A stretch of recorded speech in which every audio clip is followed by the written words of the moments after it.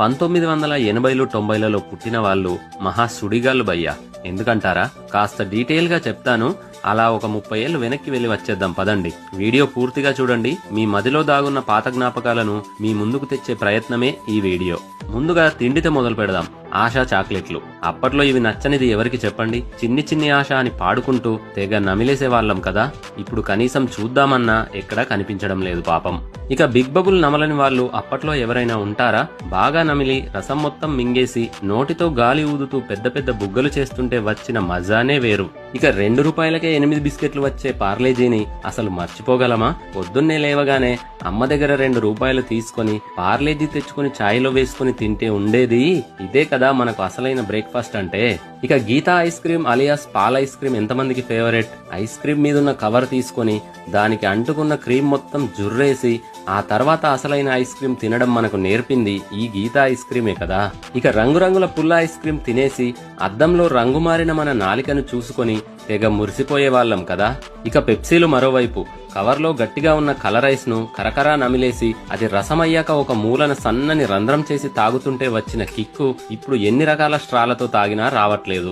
ఇలా 5 వేలకి బొంగులు తగిలించుకుని తినని వారు ఎవరైనా ఉన్నారా? అసలు నో ఛాన్స్ కదా.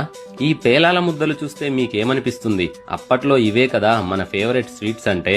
గోలీ సోడా బండి మన ఇంటి ముందు నుండి వెళ్లే టైం కోసం ఎదురు చూసి కారం కారంగా తాగిన అల్లం సోడా ఇప్పుడు ఏ దేశం వెళ్లినా దొరకట్లేదు. ఇక మన ఆటల విషయానికి వస్తే కచ్చకాయలు ఆడితే ఒరే ఆడంగోడా అని ఫ్రెండ్స్ ఎగతాళి చేస్తారని తెలిసినా కూడా అమ్మలక్కలతో కచ్చకాయలు ఆడిన మగాళ్ళు మీరు మర్చిపోకుండా కింద కామెంట్ చేయండి.